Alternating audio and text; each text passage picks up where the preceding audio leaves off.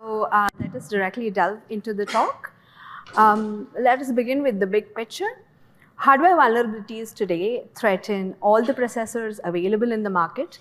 These vulnerabilities have been shown to allow unprivileged access to data which is present, also compromise the entire system and the stored information. Of course, various solutions exist to handle these vulnerabilities. However, these solutions have two major limitations. The first is that they don't offer any root cause localization. On detection of a vulnerability, to mitigate it, we first need to find the root cause. The existing solutions do not offer an automatic way to find this root cause.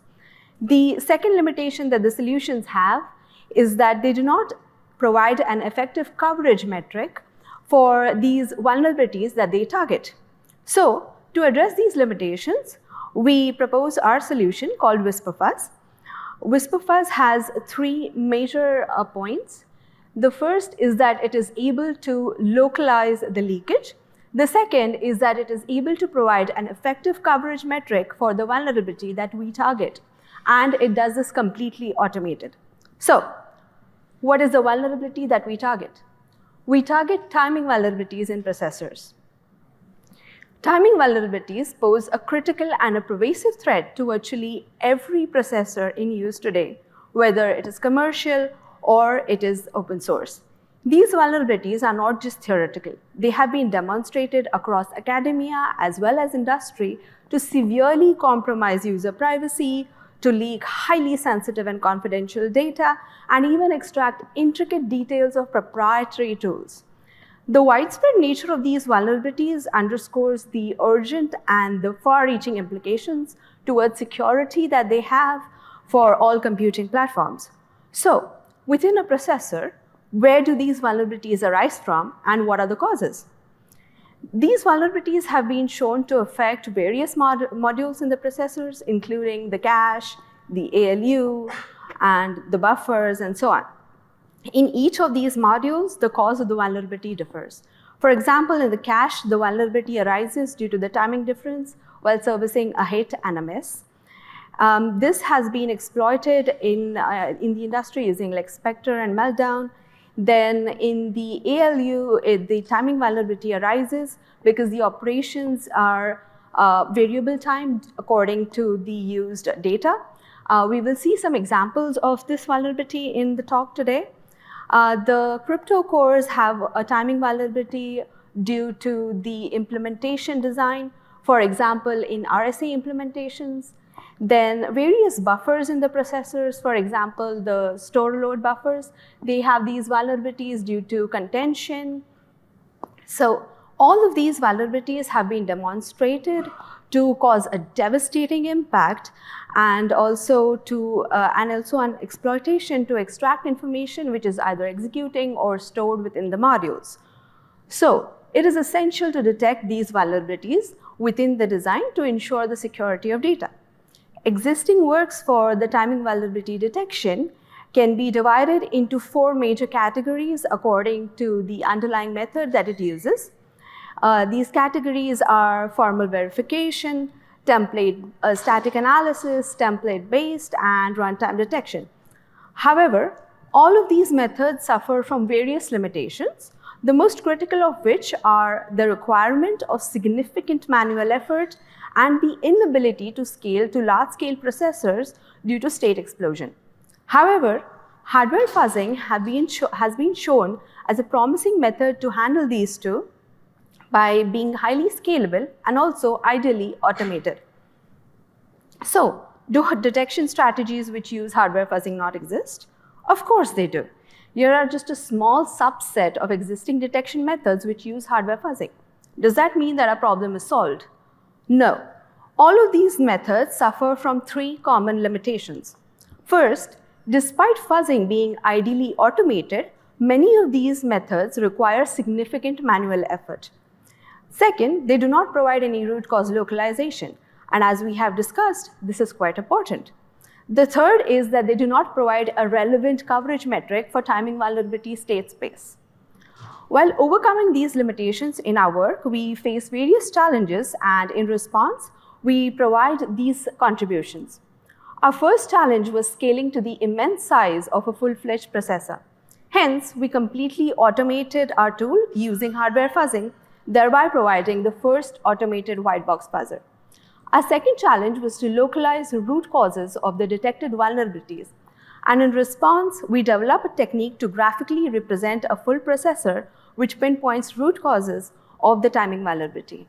Our third challenge was to provide a coverage metric which is relevant to the state space of timing vulnerabilities in processors. Hence, we develop and provide a novel coverage metric. Our tool is applicable to novel processors present within, novel vulnerabilities present within the processors, and we also evaluate it on 3 pipeline processors. For the rest of this talk, we will focus on the high-level idea and details of our tool. Let us begin with the high-level idea of our tool. For a processor RTL module, consider 2 instruction sequences with the same instruction but different operands.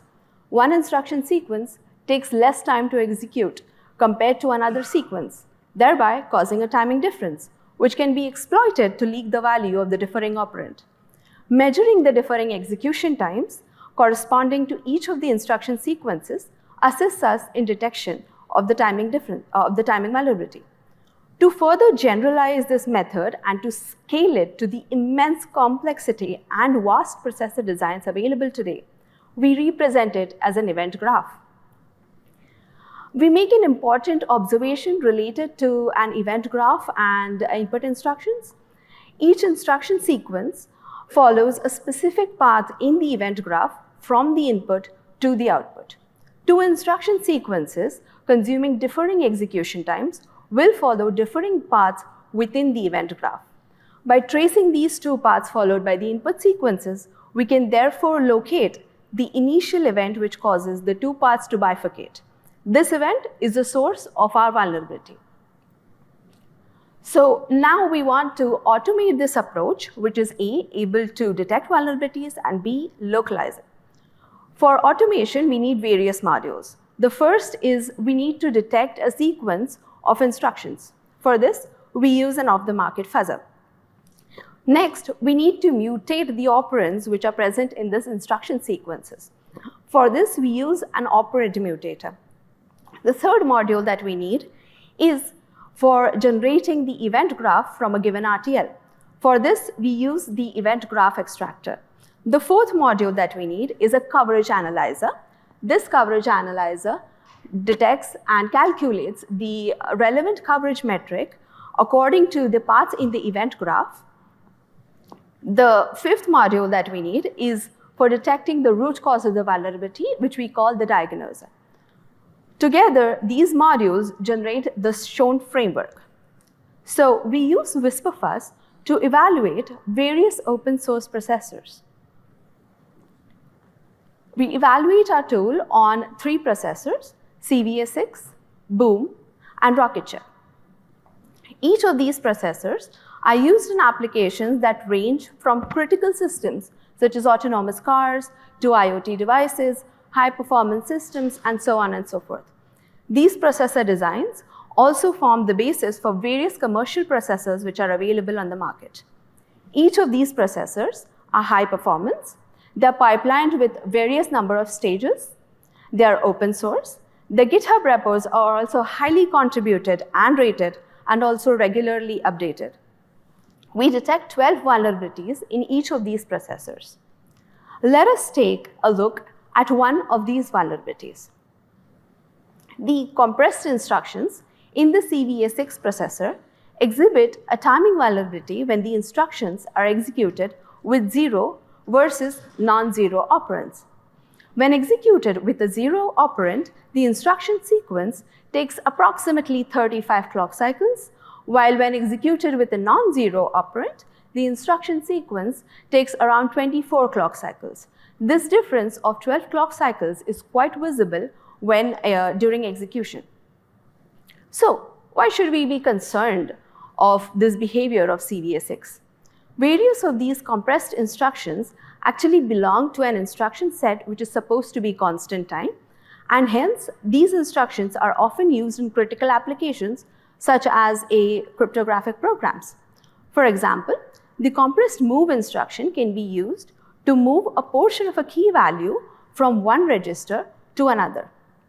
If this value is 0, the execution time is around 35 cycles, and if it is non-zero, the execution time is 24.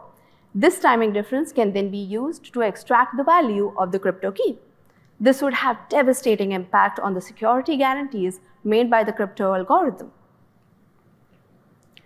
Details regarding the sources of all the vulnerabilities that we have detected, as well as the coverage that our tool is able to get for all of the 3 processors, can be found in the paper. So to conclude, we learned the following lessons through this work. First, our work forms a foundational basis to combine information flow tracing and fuzzing to localize detected timing vulnerabilities in processors. We introduce a novel leakage metric which is relevant to the timing vulnerability test space within the processor. We detect 12 novel vulnerabilities, and our tool is compatible with various hardware definition languages such as Verilog as well as System Verilog. That will be all for the talk. Thank you.